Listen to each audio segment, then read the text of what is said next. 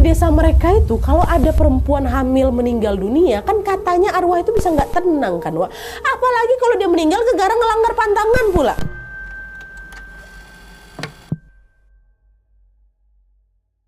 Hai, wassalamualaikum warahmatullahi wabarakatuh. Terima kasih sudah klik video ini.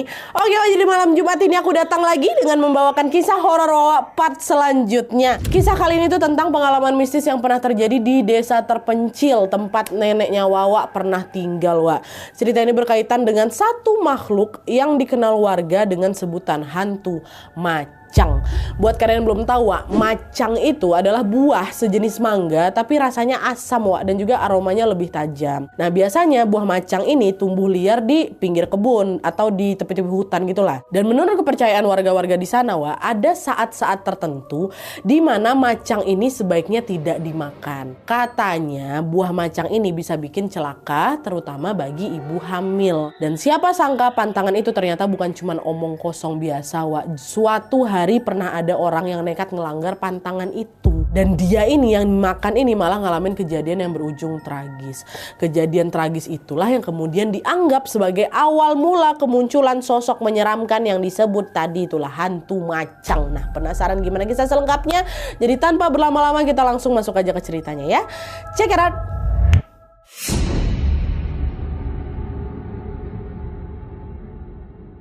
Oke, sekarang aku ceritakan ini dikirim sama Wak kita yang bernama Rina dari Sumatera Selatan. Halo Kak Rina. Nah, jadi pengalaman horor ini tuh dialami sama neneknya Rina langsung yang bernama Nenek Ramlah sekitar tahun 1940-an, Wak. Tanpa mengurangi rasa hormat, di sini aku akan langsung sebut nama tokohnya aja ya, Ramlah gitu. Nah, jadi kala itu, Wak, Ramlah sama keluarganya ini tinggal di sebuah desa terpencil yang kita sebut aja namanya Desa Danur ya.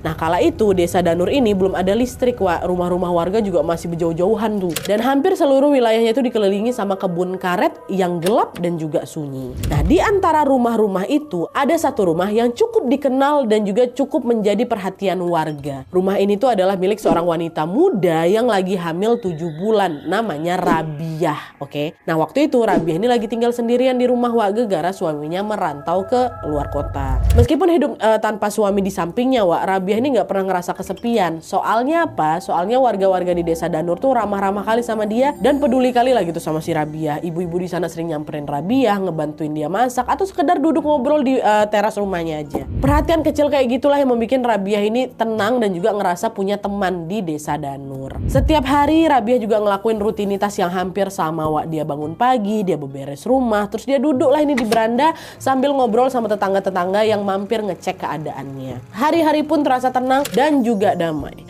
Sampai satu saat di suatu siang, Wak, waktu dia lagi ngumpul di rumahnya, Rabiah nyeletuk ke ibu-ibu lagi ngumpul nih kan. Dia bilang gini, "Ibu, aku lagi pengen makan macang lah, nyarinya di mana ya?" kata gitu. Nah, denger itu si ibu ya tetangganya ini negur, "Jangan makan macang, Nak. Nggak baik loh buat ibu hamil." "Aduh, iya Bu, tapi gimana ya, aku udah pengen kali.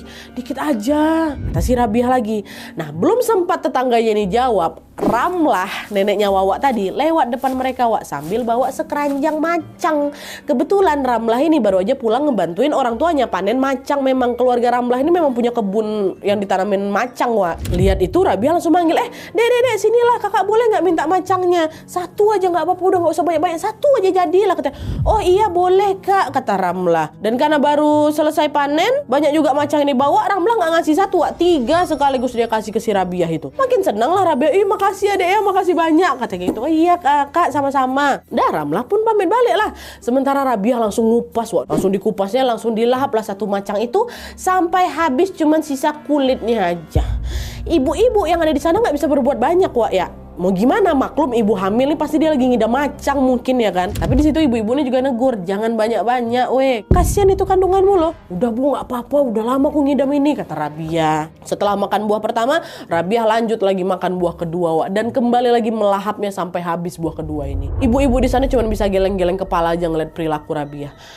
"Alah anak macam mana pula aku lagi ngidam pula ini kayaknya. Yaudahlah, moga kau nggak kenapa-napa," kata ibu-ibu situ. Nah, pas Rabiah ini masih asik makan macangnya, ibu-ibu ini lanjut ngobrol lagi, Wak, soal kehidupan mereka, soal anak-anaknya, soal suaminya, apa segala macam. Sampai nggak kerasa hari juga sudah mulai mau gelap. Satu persatu ibu-ibu ini pun pamit pulang, meninggalkan Rabiah sendiri di rumah kecilnya itu. Nah, pas rumahnya udah sepi, Rabiah ini masih belum puas juga, Wak,